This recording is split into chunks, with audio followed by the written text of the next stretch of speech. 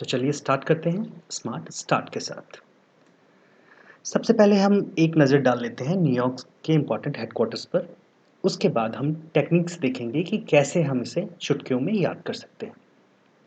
तो सबसे पहले है हमारे पास United Nations development programme UNDP, United Nations population fund UNPF, United Nations children's fund UNICEF, United Nations organisation UNO, United Nations security council UNSC and UN women. आइए अब coding देखते हैं। तो न्यूयॉर्क की पॉपुलेशन बढ़ जाने से वुमेन और चाइल्ड के डेवलपमेंट की सिक्योरिटी खतरे में है। अब एक बार इसे इमेजिन करके देखिए कि न्यूयॉर्क की पॉपुलेशन बढ़ गई है और अब क्या है, वहाँ के चाइल्ड और वुमेन वो क्या है, अब वो उनके डेवलपमेंट की सिक्योरिटी जो है अब वो बहुत ही ज़्यादा खतरे में आ चुकी है।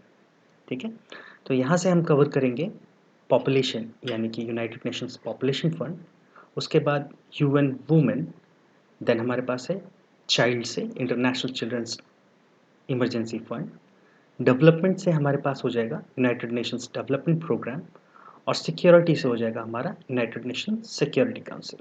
आप देख रहे हैं यहाँ पर एक और हेडक्वार्टर है यूएनओ, जो कि सर्वे सर्वा है, आप सबसे प्रमुख इसे कह सकते हैं। यह है यूनाइटेड नेशंस ऑर्गेनाइजेशन और इसका हेडक्वार्टर भी कहाँ है, न्यूयॉर्क में है। ठीक है, आइए अब आगे बढ़ते हैं। अब हम एक नज़र डालते हैं कि रोम में हमारे पास कौन कौन से प्रमुख मुख्यालय हैं। तो सबसे पहले हमारे पास है world food programme WFP, then है हमारे पास international fund for agriculture development IFAD, फिर है food and agriculture organisation FAO। आइए इसके कोडिंग देखते हैं कि रोम फूड के लिए एग्रीकल्चर पर निर्भर है। ठीक है, तो फूड और एग्रीकल्चर से संबंधित जितने भी संस्थान हैं वो आपको कहाँ मिलेंगे, रोम में मिलेंगे। ठीक है, तो फूड और एग्रीकल्चर से रिलेटेड आपको कुछ भी दिखे तो आप क्या करिएगा, बिंदास आप रोम में टिक लगा करके आ जाएगा। तो यहाँ पर हमारे पास है वर्ल्ड फूड प्रोग्राम, देन है हमारे पास फूड एंड एग्रीकल्चर ऑर्गेनाइजेशन और उसके बाद है international fund for agriculture development. ठीक है, आइए आगे बढ़ते हैं। अब हम देखते हैं कि वियना में कौन कौन से प्रमुख मुख्यालय हैं। हमारे पास है United Nations Industrial Development Organization UNIDO, International Atomic Energy Agency IAEA, Organization of Petroleum Exporting Countries OPEC, United Nations Office on Drugs and Crime. आइए अब इसकी कोडिंग देखते हैं कि पेट्रोलियम का एक्सपोर्ट करने वाले देश ड्रग्स, क्राइम और एटॉमिक एनर्जी से जुड़े अपराधियों के पीछे पड़ी है, जिससे इंडस्ट्रियल डेवलपमेंट रुक गया है। ठीक है, अब हम इसे इमेजिन कैसे करेंगे, देखिए वियना जो है ये ऑस्ट्रिया में है। ठीक है, और ऑस्ट्रिया जो है वो खुद ही एक पेट्रोलियम एक्सपोर्टिंग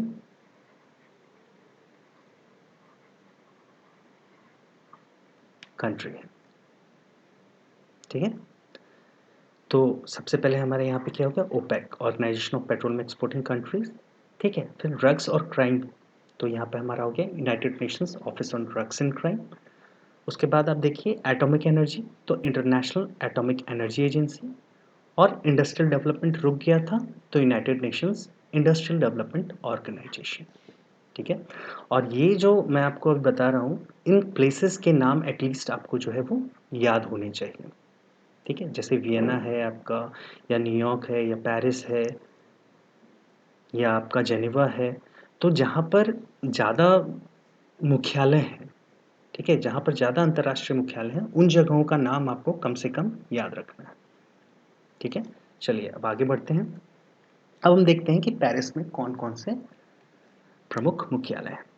तो हमारे पास है United Nations Educational scientific and cultural Organization UNESCO, Organization for Economic Cooperation and Development OECD, International Council on Monuments and Sites ICOMOS। ठीक है, आइए अब इसकी कोडिंग देख लेते हैं कि साइंटिफिक एंड कल्चरल ऑर्गेनाइजेशन ने इकोनॉमिक कोऑपरेशन और डेवलपमेंट के लिए पेरिस में एक काउंसिल बनाई है जो मॉन्यूमेंट्स और साइट्स की देखभाल करेगी। ठीक है, तो पेरिस, जब भी आपके जहन में पेरिस आता है तो सबसे पहले आपको एफिल टावर याद आता है। तो एफिल टावर क्या है, खुद ही एक विश्व प्रसिद्ध मॉन्यूमेंट है। ठीक है? तो साइंटिफिक एंड कल्चरल और कहीं न कहीं वो उसके कल्चर से भी जुड़ा हुआ है, ठीक है?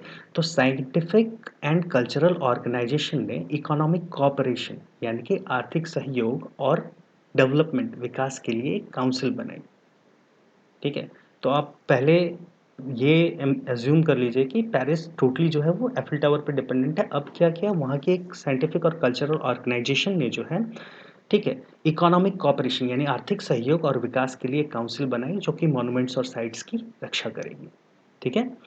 तो हमारा साइंटिफिक एंड कल्चरल ऑर्गेनाइजेशन हो गया UNESCO, educational scientific and cultural organization, ठीक है? इकोनॉमिक कोऑपरेशन डेवलपमेंट से हमारा हो गया ऑर्गेनाइजेशन ओईसीडी, ठीक है? और council on monument and sites से ये एक हमारा इंटरनेशनल हो गया आईसीओ,